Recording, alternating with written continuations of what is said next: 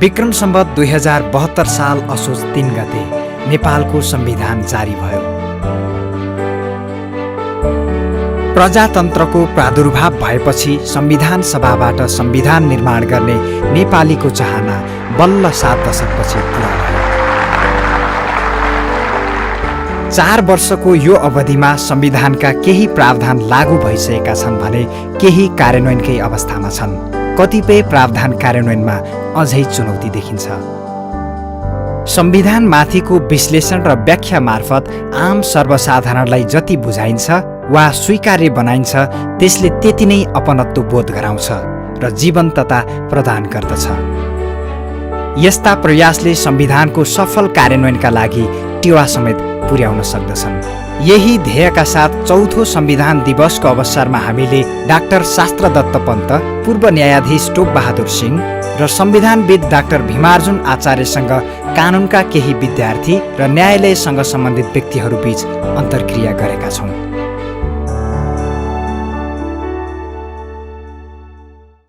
सम्पूर्णलाई स्वागत छ। संविधान दिवसको अवसरमा यहाँ हुन लागेको नेपालको संविधान निर्माण र कार्यान्वयनका 4 वर्षमा आजको अन्तर्क्रियात्मक कार्यक्रम सञ्चालन हुन गइरहेको छ। हाम्रो पहिलो अतिथि डाक्टर शास्त्रदत्त पन्त हुनुहुन्छ। उहाँ विश्लेषकको रूपमा चिनिँदै आउनुभएको छ। नेपालको राजनीति कानुनका क्षेत्रमा लामो समयदेखि थुप्रै पुस्तकहरू लेख्दै आउनुभएको छ, थुप्रै लेखहरू लेख्दै आउनुभएको छ। यस कार्यक्रममा मैले उहाँलाई आसन ग्रहण गरिदिनु हुनका लागि हार्दिक अनुरोध गरेँ। त्यसै गरी अर्को वक्ताका रूपमा नेपालको न्यायालयको पूर्व न्यायाधीश टोप बहादुर सिंह हुनुहुन्छ, जो नेपालको कानुन संकायको दोस्रो दिनका रूपमा पनि उहाँले आफ्नो कार्यकाल निभाइसक्नु भएको छ। उहाँलाई पनि आजको कार्यक्रमका वक्ताका रूपमा मैले यस कार्यक्रममा आसन ग्रहणका लागि हार्दिक अनुरोध गर्छु। त्यसै गरी अर्को वक्ता हुनुहुन्छ, संवैधानिक कानुनकै विषयमा उहाँले पिएचडी गर्नुभएको छ। नेपाली सञ्चार जगतमा विगत लामो समयदेखि नेपालको कानुनसँग सम्बन्धित, नेपालको संविधानसँग सम्बन्धित जटिलताहरूमाथि आफ्ना विश्लेषण, आफ्ना विचारहरू प्रकट गर्दै आउनुभएको छ। डाक्टर भीमार्जुन आचार्यलाई यस कार्यक्रमको अतिथिको रूपमा, आजको अतिथिको रूपमा आसन ग्रहणका लागि हार्दिक अनुरोध गर्छु। 40 देखि 50 जना हामीले सहभागी लिएका छौँ। विक्रम सम्वत 1997 साल असार 12 र 13 गते तत्कालीन प्रधानमन्त्री जुद्ध शमशेरले सनद जारी गरेर त्यो सनदले त्यस उपरान्त नेपालमा 2टा अङ्ग छुट्याइदियो। एउटा कार्यपालिकीय छुट्टै र न्यायपालिका छुट्टै भन्ने गरी 2टा अङ्ग छुट्याइदियो। त्यस पछाडि 2004 सालको संविधान जारी भइसके पछाडि यही कुरालाई निरन्तरता दिँदै नेपालमा पृथकीकरणको सिद्धान्तलाई अपनाइयो।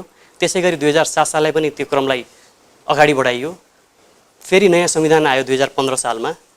त्यसमा पनि यी कुराहरूलाई यथावत रूपमा अगाडि बढाइयो र त्यसमा केही रिफर्मेसन पनि ल्याइयो। 2019 सालमा नेपालको पञ्चायत व्यवस्था सुरु भयो र पञ्चायती संविधान पनि सुरु भयो। त्यस पछाडि 2047 सालमा करिब 30 वर्षपछि नेपालको संवैधानिक इतिहासमा लामो समयसम्म काम गरेको यो संविधान करिब 30 वर्ष पछाडि बहुदल पुनर्स्थापना भइसके पछाडि 47 सालमा फेरि नयाँ संविधान आवश्यक पर्यो र नयाँ संविधान पनि जारी भयो। बिना संशोधन, एकपटक पनि संशोधन नभइकन त्यसलाई खारेज गरेर 2063 सालमा फेरि अन्तरिम संविधान जारी भयो र 63 सालको अन्तरिम संविधानले नेपालको करिब आदिकालदेखि नै सुरु भएको राज संस्थालाई अन्त्य गरेर नेपालमा गणतन्त्र प्रादुर्भाव भयो। 2072 सालमा नयाँ संविधान जारी भयो र अहिले 4 वर्ष भइसकेको छ कार्यान्वयनको। यो सन्दर्भमा मैले आजको कार्यक्रमलाई अगाडि बढाउने क्रममा पहिलो प्रश्न मैले डाक्टर शास्त्रदत्त पन्तलाई राखेँ। किन यति छोटो समयका बीच संविधान यति नयाँ नयाँ किन आउँदैछन्? यहाँका समस्तगत मान्छे, चाहे राजनीतिमा लागेका हुन्, चाहे सर्वसाधारण मानिस, सदा परिवर्तन भइराखेको कुरामा असन्तोष व्यक्त गरिराखे। अर्धचेतन सामाजिक अवस्थाको समाजले आफै निर्णय गर्ने क्षमता राख्दैन, तर परिवर्तन चाहिरहन्छ। सधैँभरि परिवर्तन चाहिरहन्छ, तर आफूले के परिवर्तन गर्ने र कसरी गर्ने भन्ने विश्वास उसलाई ढङ्ग थाहा हुँदैन, सिप थाहा हुँदैन। त्यसकारण त्यस्तो बेलामा कसैले नेतृत्व दिएर हामीले आमूल परिवर्तन गर्छौँ र तिम्रो चाहनासँग हामीले काम गर्छौँ भनेर कोही सडकमा आयो भने हाम्रो पछाडि आऊ हामीले यो काम पुरा गर्छौँ भनेपछि अपेक्षित आम जनता त्यसको पछाडि जान्छन् र यो त्यो चाहिँ जनताको यो नेपालको स्थितिमा हेर्यो भने नेपाली काङ्ग्रेसले 2 पटकसम्म गरेको सशस्त्र युद्ध,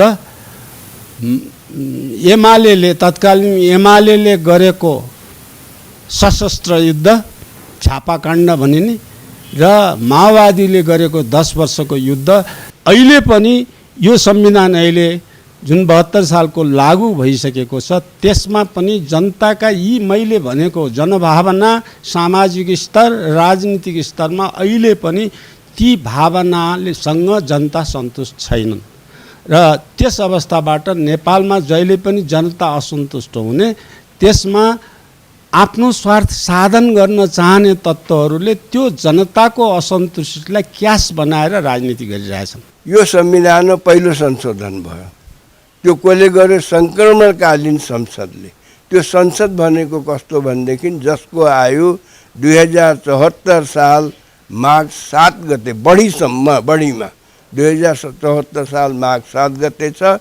त्योभन्दा अगाडि यदि चुनावको लागि अर्को प्रतिनिधि सभाको निर्वाचनको लागि मनोनयन दाखिल गयो भने त्यसपछि अन्त पनि हुनेछ भन्ने 1 महिना अगाडि नै त्यो अन्त पनि भयो। त्यो संविधानले के गर्थ्यो भने आगामी चुनावको लागि हुने जुन प्रतिनिधि सभा हो त्यस सभाको लागि फेसिलिटेट गर्ने कति ऐन कानुनहरू छन् त्यो बनाउने कार्यकारी अधिकार त्यो पो हो त। तर संविधानै संशोधन गर्ने त संविधानै जब आएको छैन, संविधानको संशोधनको व्यवस्था त अर्कै किसिमको छ। दुनियाँमा करिब 200 देशमा संविधान लेखिएको छ र ब्रोडली संविधान लेख्नको लागि प्रयोग भएको विधि भने 2टा नै हो। कि एउटा एक्सपर्टहरूले संविधान लेखेका छन्, त्यो कमिसन विभिन्न खालको नाम दिएर जसलाई हामी एक्सपर्ट मेकिङ कन्स्टिट्युसन भनेर भन्छौँ। दोस्रो चाहिँ अब भन्ने गरेको पिपुलको पार्टिसिपेसनमा संविधान लेख्ने भनेर भन्छ, जसलाई पार्टिसिपेटरी कन्स्टिट्युसन मेकिङ भनेर चाहिँ नाम दिइन्छ। यी नामका कुरा हुन्, काम लगभग उस्तै काम चाहिँ हुन्छ। अब संविधान सभालाई principally participatory constitution making process भनेर भन्छ। अब त्यो किन यिनीहरूले त्यसलाई त्यो कुरा गरे भन्दा त्यो विधिलाई जस्टिफाई गर्नको लागि, संविधानको वैधानिकताको लागि त्यसको कन्टेन्ट मात्रै होइन, प्रोसेस पनि वैध हुनुपर्छ, प्रोसेसमा पनि मान्छेको ओनरसिप हुनुपर्छ भन्ने कुराबाट त्यो तर्क चाहिँ निकाले हुन्। यद्यपि संविधान सभाले संविधान बनाएका दुनियाँमा धेरै थोरै कम दृष्टान्तहरू छ अनि सक्सेसफुल इक्जाम्पल त 2-4वटा भन्दा बढी चाहिँ पाइँदैन। त्यो चाहिँ एकदम फ्याक्ट हो त्यो। अब यसमा भन्नलाई नेताहरूले धेरै ठुलो कुरा गरे, संविधान सभाले संविधान बनाउने। त्यो बेला त अब उनीहरूको गफ त धेरै ठुलो थियो नि त। रोग लागेको मान्छेलाई रोग लाग्दैनन्, तमाम टाइपका सारा सम्पूर्ण पृथ्वीको मुलुकको समस्या हल हुन्छ भन्ने खालको उनले कुरा गरेका थिए। त यथार्थमा चाहिँ त्यो पार्टिसिपेसनलाई त्यति बढी सम्मान गरे जस्तो मलाई लाग्दैन। म एउटा मात्रै इक्जाम्पल दिउँ। अनौपचारिक रूपमा त संविधानको डिबेट डेलिभरेसन 8 वर्ष नै भयो, तपाईँ हामी सबै सहभागी भयौँ। तर वैधानिक रूपमा संविधान सभाले संविधान जारी गर्नुभन्दा केही दिन औपचारिक रूपमा मत मागेको थियो। यहाँलाई कति सम्झना छ? त्यो बेला 2-2.5 लाख जति मत औपचारिक रूपमै पेस भएका थिए, संविधानमा हामी त्यो कन्टेन्ट चाहन्छौँ भनेर। यहाँलाई सम्झना होला, त्यसको रेकर्ड अहिले पनि छ हाउसमा, हुनुपर्ने हो, यिनीहरूले नफालेको भए। त्यसमा 4वटा कुरा त्यो मतमा क्याटेगोरिकली आएको थियो। एउटा चाहिँ यो कार्यकारीको पद चाहिँ इलेक्टेड हुनुपर्छ, यो निर्वाचित प्रत्यक्ष राष्ट्रपति प्रधानमन्त्री जे होस्, एक्जिक्युटिभ पोस्ट चाहिँ इलेक्टेड हुनुपर्छ भन्ने एउटा मत थियो। दोस्रो चाहिँ यो सांसदहरू र राजनीतिक गर्ने व्यक्ति पदाधिकारीको न्यूनतम शैक्षिक योग्यता संविधानले तोक्नुपर्छ भन्ने थियो।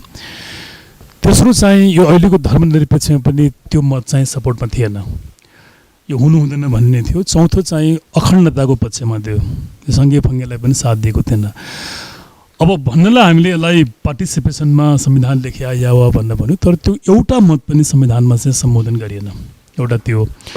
अनि सेकेन्ड, संविधान जारी गर्दाखेरि अब त्यसका राजनीतिक डाइनामिक्सहरू जेसुकै भए पनि अब मधेस चाहिँ त्यो प्रक्रियाबाट अलग भएको थियो, त्यसलाई त्यहाँ उसले लिएन र 25 मत यसको विरुद्धमा परेको थियो। राप्रपा नेपालको मधेस फरक भयो, एउटा समूह त संविधान सभाको निर्वाचनमा भाग लिएको थिएन।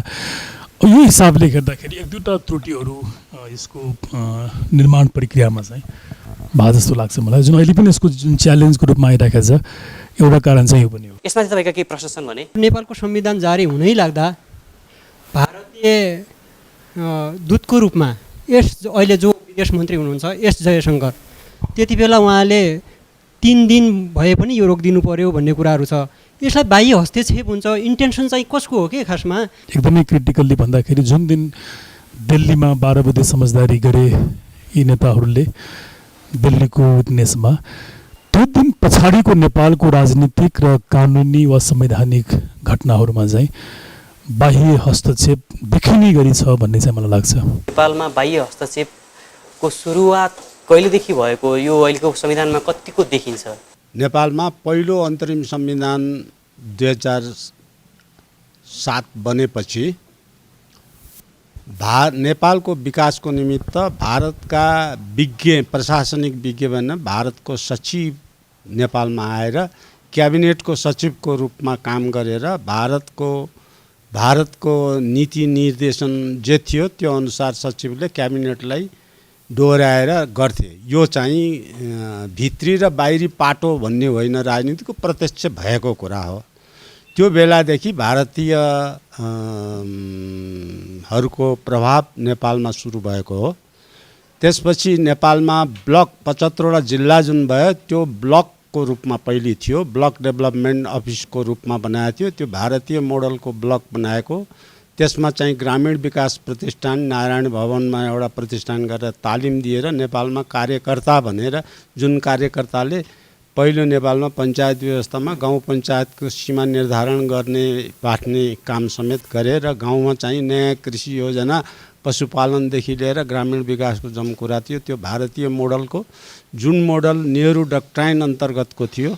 नेहरू डक्ट्राइन अन्तर्गतको भारतीय मोडल भनेको ब्रिटिसले जे भने त्यही खुरुखुरु मान्ने पद्धति हो।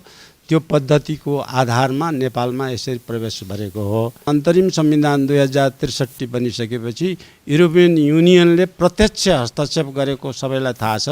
नेपालको शासन पद्धति भने तिनीहरूको युनियनको, युरोपियन युनियनकाहरूको यहाँ राजदूतहरूले सिन्डिकेटै बनाएर क्याबिनेटलाई डिक्टेट गरेर राखेका प्रमाणहरू यथेष्ट मात्रामा पाइन्छन्। विदेशीको चलखेलको कन्क्लुसिभली दुईटा, एउटा चाहिँ इसाई समूहको प्रतिनिधित्व गर्ने, एउटा भारत प्रत्यक्ष रूपमा भारतीय चाहिँ खुबिया संयन्त्र अथवा त्यहाँको परराष्ट्र देशको प्रत्यक्ष हात रहिआएको छ। शास्त्रत पन्तले भने जस्तो नेपाली राजनीतिमा जसरी बाहिरी हस्तक्षेप भएको छ, न्यायालयमा पनि बाह्य हस्तक्षेप के कस्तो छ? नेपालको न्यायालयमा अझ 63 साल पछाडि त्यो कतिको हदसम्म पुगेको छ नेपालको बाह्य हस्तक्षेप, र 72 सालको अवस्थामा कस्तो छ नेपालको न्यायालय सम्बन्धी?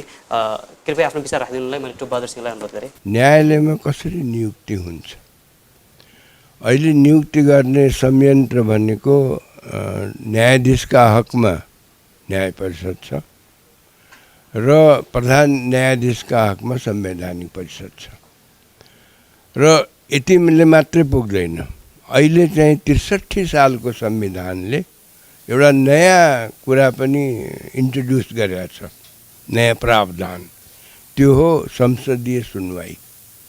यी कुराहरू छन् र यो न्याय परिषदको जुन गठन विधि छ त्यो पनि बडो रमाइलो छ। अहिलेको गठन विधि कस्तो छ भने बारको प्रतिनिधि पनि त्यहाँ रहन्छन्, प्रधानमन्त्रीको प्रतिनिधि पनि त्यहाँ रहन्छन्, कानुन मन्त्री पनि त्यहाँ रहन्छन् र न्यायाधीशमा एउटा न्यायाधीश मात्रै छन् र सर्वराजको प्रधान न्यायाधीश छँदैछन्। भन्दाखेरि अब अहिले न्यायपालिका भन्दा बाहिरी पालिकाहरूको जुन बढी त्यहाँ आवाज छ, बहुमत छ। त्यस्तो अवस्थामा अब कस्तो हुन लाग्यो भने न्यायाधीशमा को जस्तो किसिमको अरू ठाउँको भर्ती केन्द्र छ, त्यस्तै किसिमको न्यायपालिका सर्वोच्च अदालत समेत। त्यति मात्रै होइन, न्यायाधीशलाई भर्ना मात्रै होइन भने त अब यो यसलाई अलि तितो जस्तो लाग्ला।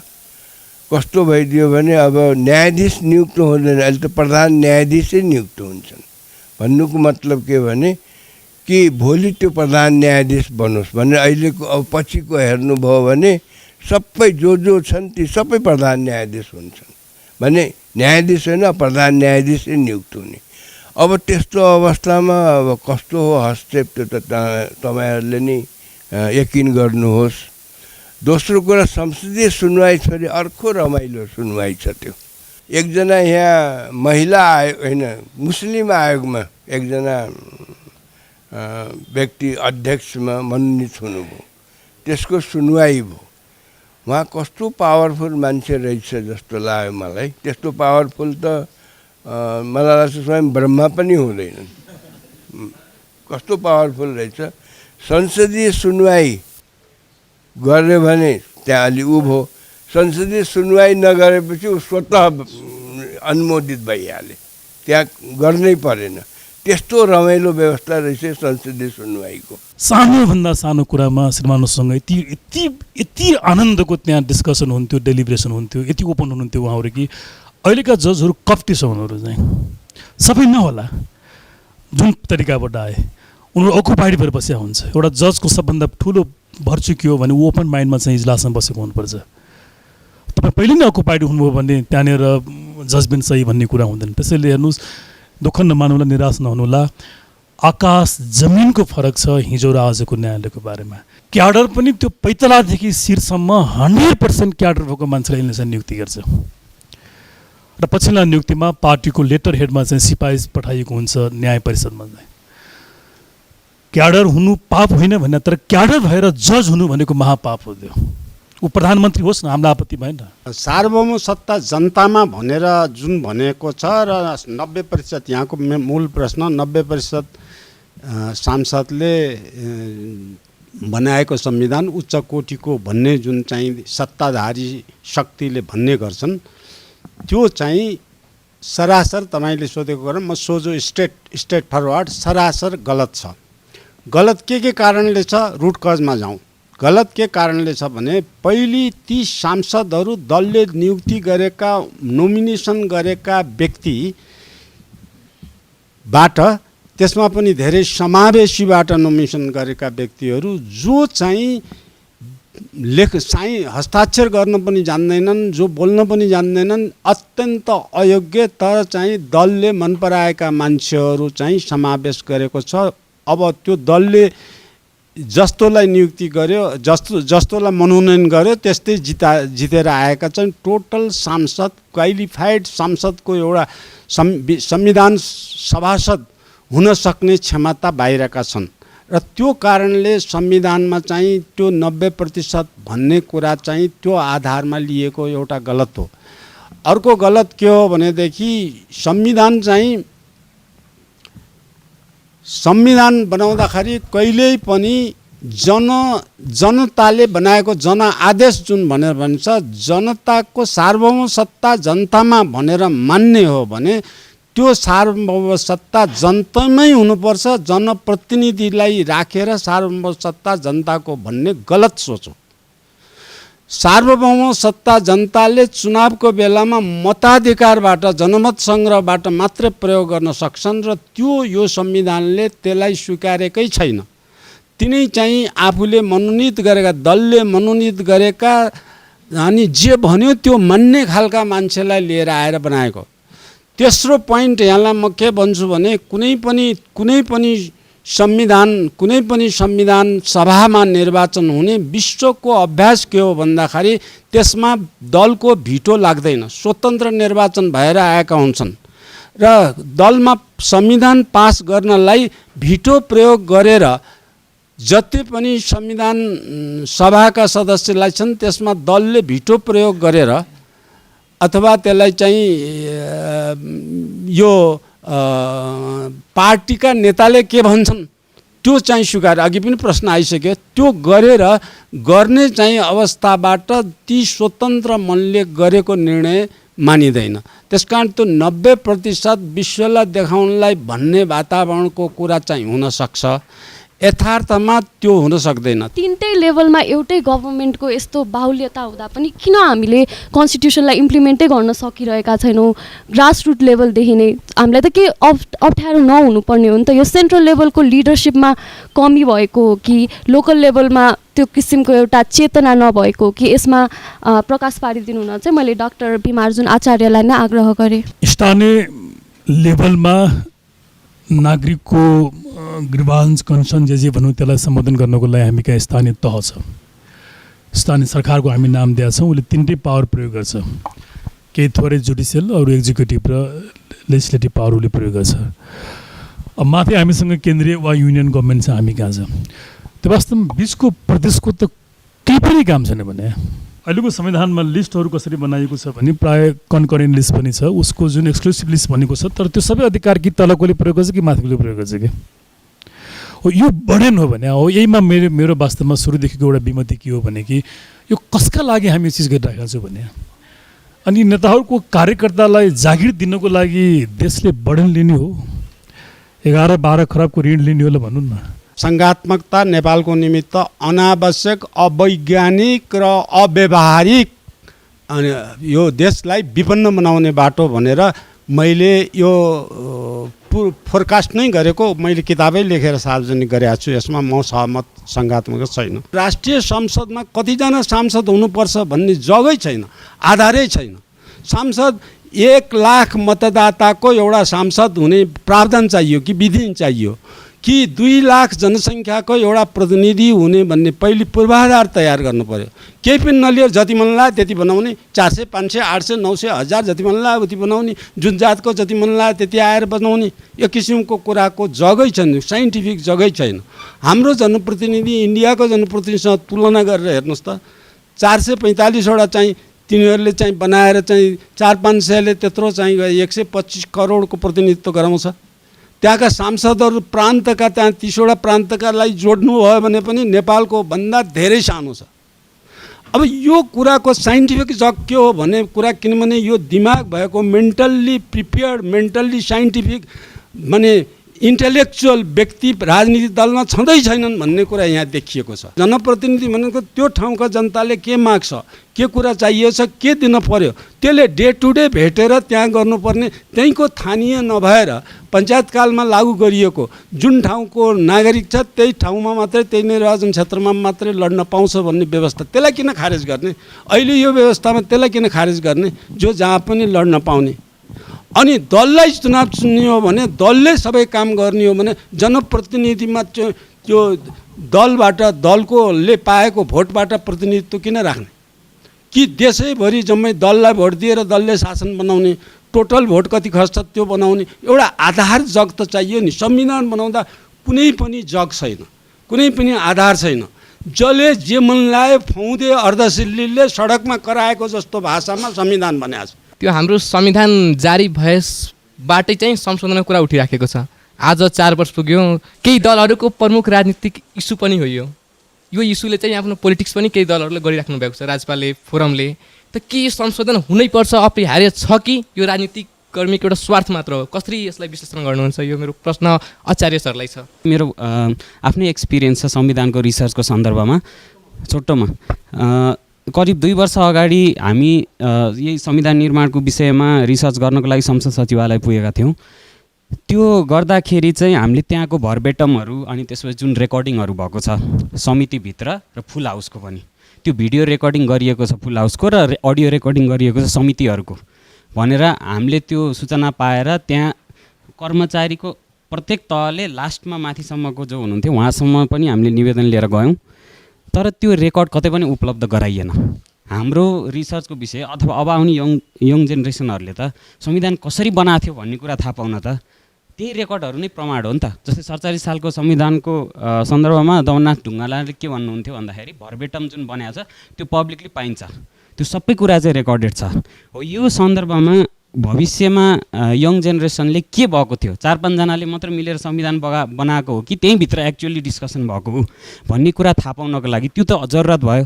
त्यो कुरालाई चाहिँ प्रिजर्भ नभएको चाहिँ हाम्रो चासो छ क्या अहिले रिसर्चरहरूको। त्यसको विषयमा त्यो कतिको महत्त्वपूर्ण कुरा हो, त्यो हो कि होइन भन्ने कुरा नि म सोध्न चाहन्छु। विभिन्न आयोगहरू गठन भएका छन् होइन। म पनि एउटा अपङ्गता भएको व्यक्तिको प्रतिनिधित्व गरेको हुनाले यही मुद्दालाई उठाउन चाहेँ। जस्तै यो डेभलपिङ कन्ट्रीमा चाहिँ 10 to 15% चाहिँ अपङ्गता भएका व्यक्तिहरू हुन्छन् भनिएको छ।